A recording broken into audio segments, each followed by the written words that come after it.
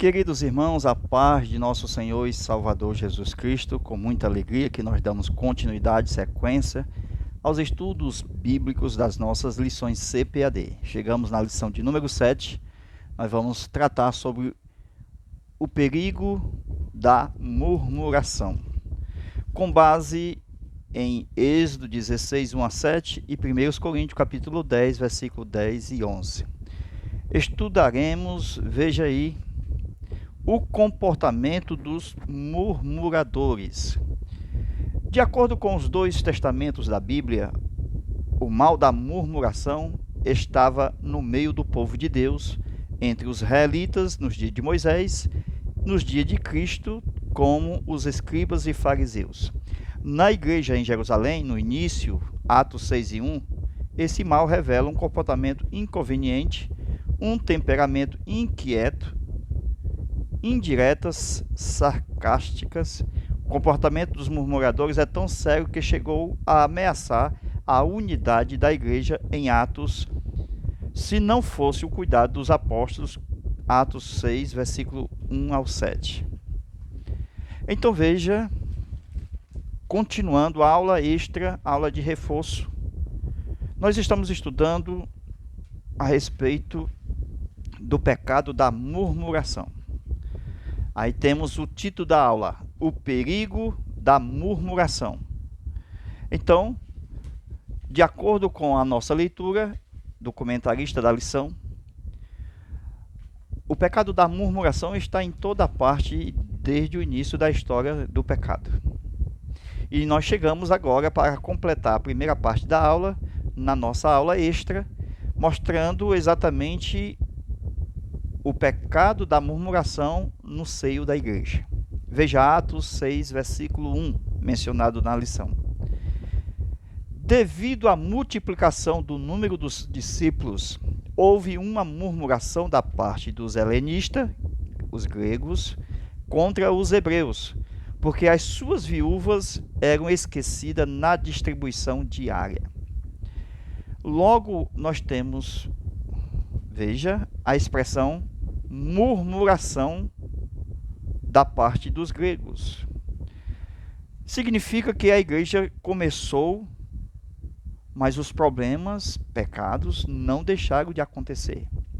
Nós sabemos que não tem pessoas perfeitas. A igreja, ela é um organismo vivo, a igreja em si, ela é perfeita, mas é formada de pessoas individualmente imperfeitas, pecadoras, convertidas a Cristo. Veja esse texto mostrando no meio deles problemas muito sérios como o pecado da murmuração. Agora, em que ministério as viúvas gregas eram desprezadas? Resposta: na distribuição diária. Por que diz distribuição diária? Porque desde o capítulo 2 de Atos dos Apóstolos, nós vemos a distribuição diária sendo feita pelos próprios apóstolos naquele início, onde havia poucos crentes. Nós sabemos que a igreja começou com poucos crentes, depois foi aumentando o número dos discípulos. Veja o texto. Devido à multiplicação do número dos discípulos. Amém? Então também houve a multiplicação dos problemas, dos pecados, e assim nós vamos ver como é que os apóstolos vão encarar cada um desses problemas. Aí nós temos 1 Coríntios capítulo 10, versículo 1 em diante. Aí Paulo toma como exemplo os pecados cometidos pelo povo de Israel no deserto. Ele diz, é uma sombra, é como exemplo para nós. Então, eu admoesto a todos vocês quanto a isso. Veja o capítulo 2, versículo 44. Diz que todos os dias que os que creram estavam juntos e tinham tudo em comum. Então, eles vendiam suas propriedades, fazendas, e depois, veja aí, versículo 45, repartiam com todos, segundo cada qual tinha necessidade. Então, perseverando unânimes todos os dias no templo, partiam o pão em casa, comiam junto com alegria e singeleza de coração. Parece que não tem nenhum problema. parece que não tem nenhum problema entre os membros da igreja. Mas veja a revelação do problema no capítulo 6. Com o aumento dos discípulos, isto está no capítulo 6. Então está revelando que no capítulo 2, mesmo com poucos discípulos, também havia poucos problemas. Então, se aumentou os discípulos, aumentaram os problemas. Então, havia no capítulo 6 uma revelação de uma tamanha hipocrisia. Veja, os gregos ficavam de fora. Se a igreja é formada por judeus e gregos, e no Senhor não pode se alguém denominar excluído ou excluir alguém, Deus não faz acepção de pessoas e tem que estar todo mundo junto. Então os judeus foram entendendo que somente eles, veja, mesmo convertido a Cristo, eles eram detentores da verdade, eles eram os cabeças, enfim, somente aquele grupo seletivo pensando o mesmo pecado de Israel no deserto, achando que Deus somente era para si e Deus havia dado Israel para o mundo. Deus amou o mundo de tal maneira. E assim também Deus trouxe Jesus para Israel. E os judeus, na sua maioria parte, rejeitaram a Jesus. Mas mesmo na minoria, os que aceitaram foram fazendo uma panelinha. Isto é, o grupo dos judeus. Enquanto os gregos ficam lá de fora, ficam lá sentados, à parte, não comungam. Então come aí na sua mesa que eu como na nossa mesa aqui. Então havia uma hipocrisia, porque os gregos ficavam de fora. Os gregos não sentam conosco. Nós somos judeus. Você é grego. Então fica aí na tua turma que nós somos aqui da turma dos judeus. Isso é triste. Então Paulo, usado por Deus, vai utilizar as cartas direcionadas à igreja e acabar com essa panelinha de vez que no Senhor não tem grego, não tem judeu. Todos somos um em Cristo. O capítulo 6 já era uma denúncia do que eles estavam fazendo errado no capítulo 2, embora de forma pequena. Isto é, se houve crescimento do número da multidão, então aumentaram-se os problemas. Então não era visto a olho nu esses pequenos problemas. Agora veja a murmuração, o início de um problema em que quanto maior, pior. Então, trata-se de uma turma fechando o círculo, de maneira que os judeus começaram a ficar exclusivistas. E os gregos, que na forma bíblica a gente chama os gentios, que é qualquer outra pessoa, outra nação que não são judeus, que não é de Israel. Todos iam ficando de fora. Então veja no capítulo 2, os próprios apóstolos servindo às mesas e todos estavam felizes, com poucos problemas, pouca gente. Os apóstolos serviam água, serviam pão, serviam comida para todos. A igreja cresceu de forma em que também cresceu a necessidade de todos, porque os próprios apóstolos já não poderiam mais atuar servindo às mesas. Ele disse, não é razoável que nós saímos do púlpito, da palavra, da oração e vamos servir as mesas. Então houve a necessidade da instituição dos diáconos, a qual a multidão, a eclésia, a igreja aprovou de imediato para o serviço sagrado da casa de Deus. Então o escritor aos Hebreus, ele mostra uma coisa muito interessante para fixar neste comentário. Veja aí, Hebreus capítulo 4, versículo 16. Por isso, aproximemo-nos com confiança ao trono da graça. Então, para atacar o pecado da murmuração, precisamos de total confiança àquele que está no trono da graça, a Jesus. Amém? Porque a incredulidade é o primeiro passo para a murmuração. Então, conforme a nossa lição, andam juntos. Então a gente vai ver casos como Jonas, casos como Pedro. Esses casos de Jonas e Pedro, a gente percebe que eles também tiveram esse problema da murmuração. Agora veja, por isso aproximemos com confiança ao trono da graça para alcançarmos misericórdia e acharmos graça, a fim de receber ajuda oportuna. O véu foi rasgado e a arca está no trono, é Cristo. Temos motivo para entrar no Santíssimo Lugar. Se nós deixarmos de entrar no Santíssimo Lugar para ouvir a palavra do Senhor, nós deixaremos, e assim, pela carne, da parte interna, poderemos sofrer o juízo condenatório através do pecado da murmuração. Agora volte-se para a leitura do capítulo, veja, 16 de Êxodo, da nossa lição 7. Então nós vamos ver, né? Eu não vou fazer a leitura, mas recomendo a leitura antes de nós fazermos aqui o comentário. Veja aí, certo? Versículo 2: e toda a congregação dos filhos de Israel murmurou contra Moisés e contra Arão.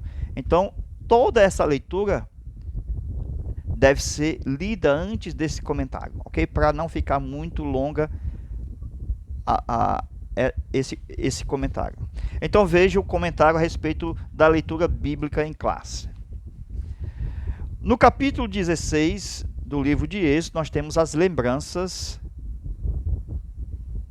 do povo quando eles estavam no deserto e lembrava da carne e do pão em abundância, e eles com fome começaram a murmurar.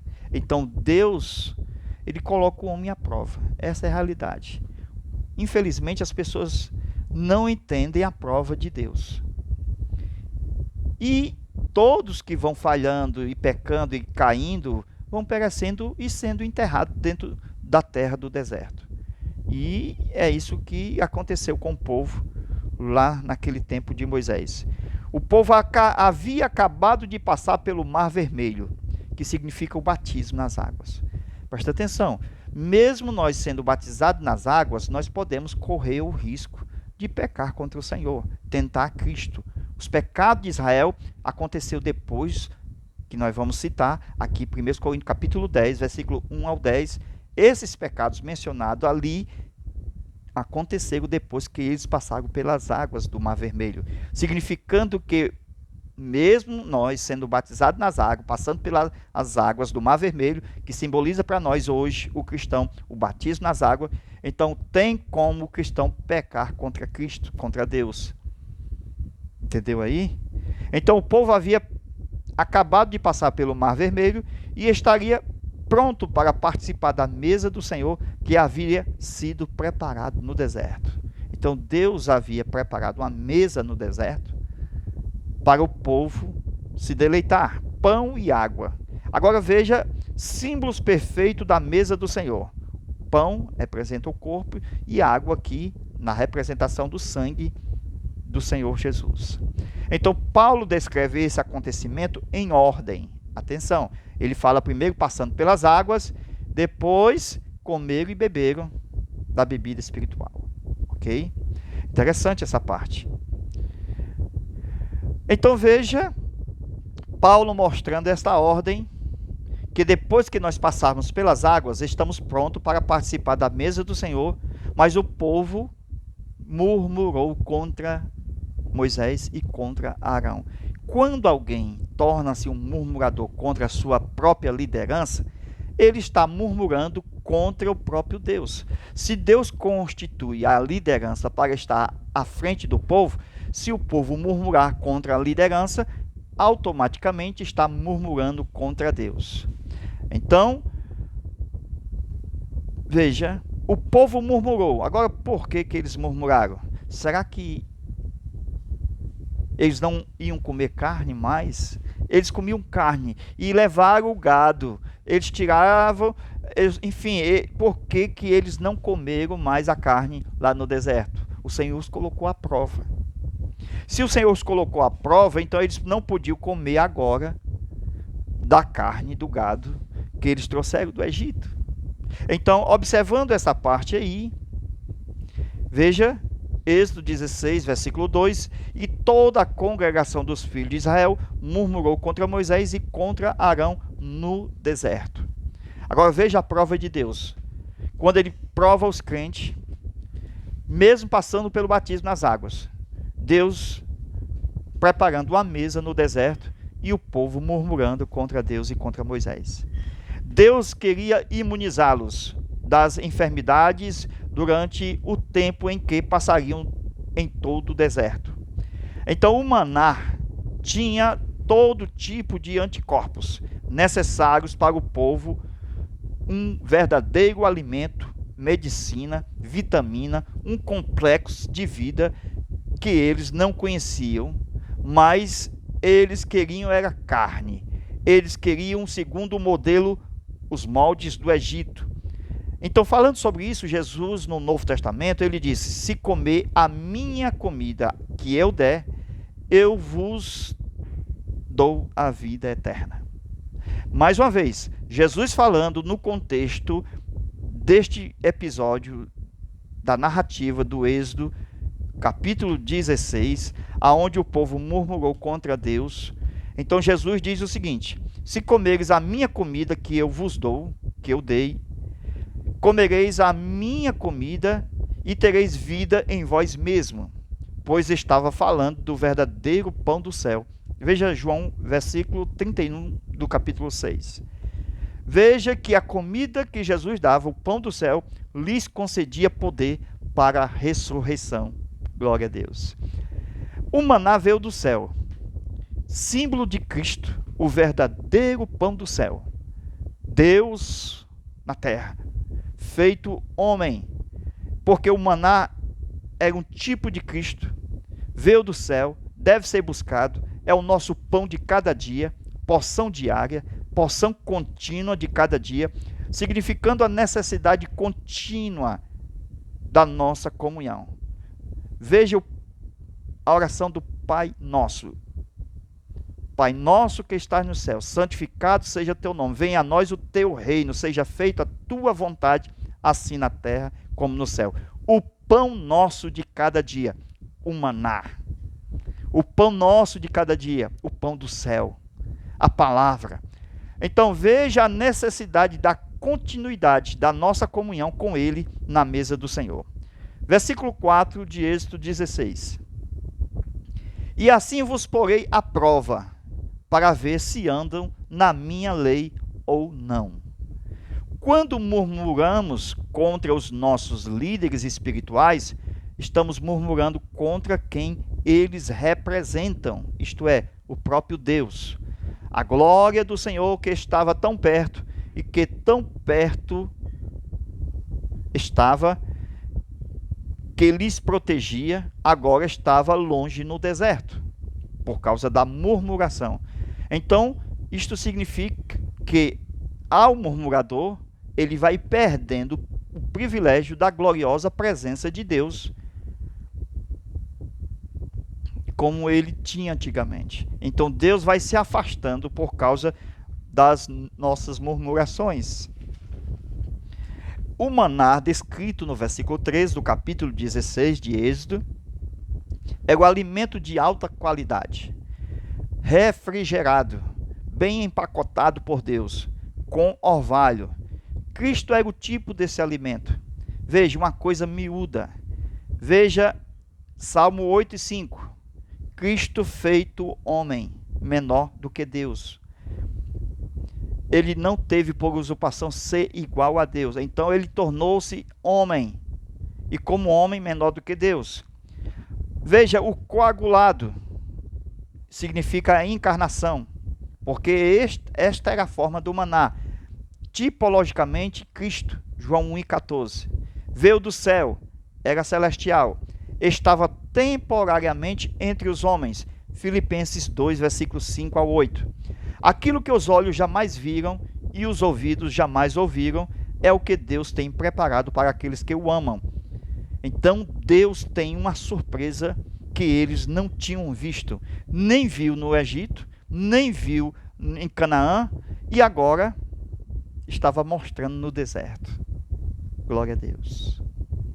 Todos os benefícios que usufruímos na terra são temporários, eles não perduram. Então isto significa, com esta forma, Deus vai nos atraindo à eternidade. Então ele vai nos provando na terra para nos atrair à eternidade. O texto de Êxodo 16 e 21, e todas as manhãs eles colhiam o maná, cada um segundo o seu consumo, e quando o sol saía, o resto se derretia. Este é o significado de Deus nos provar, porque Ele, o Senhor, está nos atraindo à eternidade. E se nós ficarmos murmurando contra essas coisas que são passageiras, nós perdemos o que é eterno. Agora veja o caso de Jonas. No capítulo 4, o profeta desgostou-se extremamente e ficou ressentido. O significado do nome Jonas: aquele que reclama, o murmurador, pombinha murmuradora. Disse o Senhor: não é razoável esse ressentimento? Então, se Jonas pediu para morrer, isso significa o resultado da murmuração que ele estava tendo. O murmurador pede para morrer, pois não suporta a bênção de Deus sobre a liderança que foi posta sobre ele, isto é, sobre o outro. Ele morre de inveja, fica ressentido pelo sucesso do outro, não reconhece a glória de Deus sobre o seu companheiro. Os murmuradores são frios, eles não abraçam o seu irmão como deve abraçar. Seus irmãos em Cristo, eles não amam como Cristo vos amou.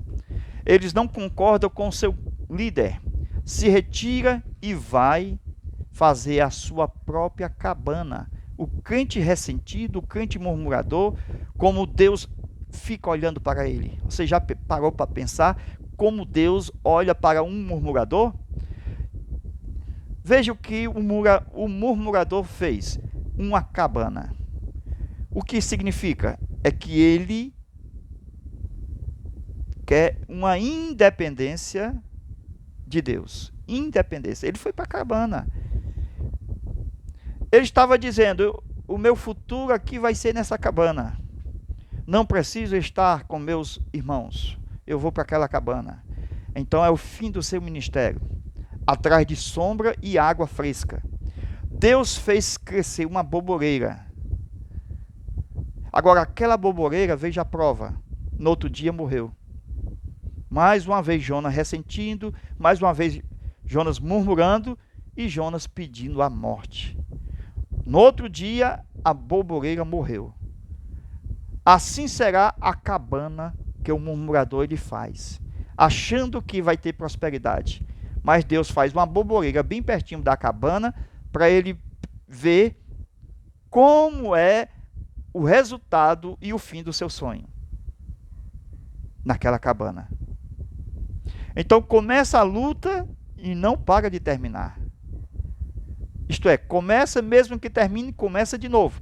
Então a luta sempre vai ficar com ele.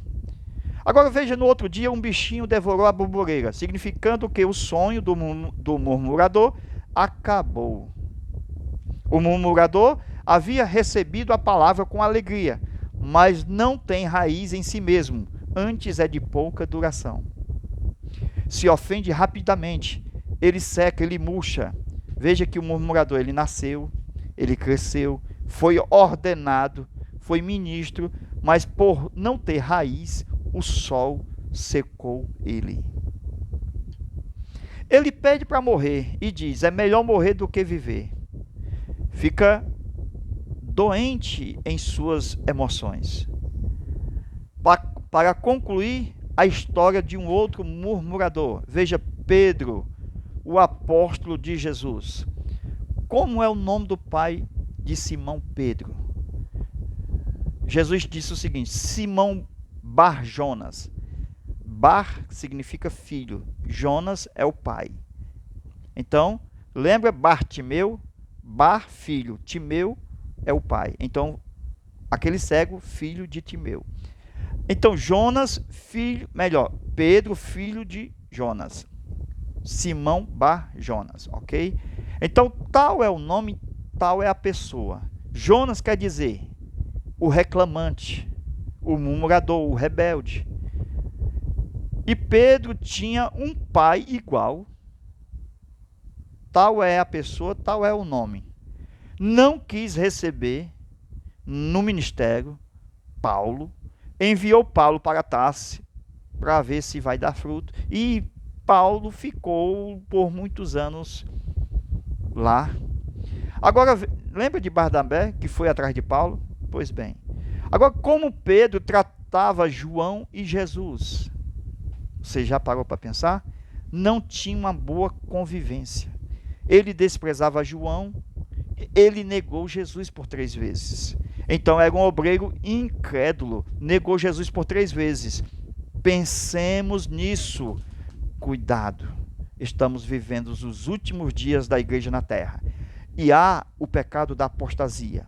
E cuidado com a murmuração, que significa o início da incredulidade, da negação das verdades, e o pecado de Jonas e de Pedro e de muitos que estão por aí. Vejamos o que eu falei, conforme o que eu disse. Chegamos com confiança ao trono da graça, para que possamos estar firmes e combatemos diariamente, todos os dias, contra as ciladas do diabo. Que Deus em Cristo nos abençoe e nos guarde. Estamos preparando novas aulas e enviaremos em breve para todos vocês. Veja a próxima aula, lição de número 8. Confessando e abandonando o pecado. Ok? Esta é a nossa próxima aula. Que Deus nos abençoe e nos guarde. Amém?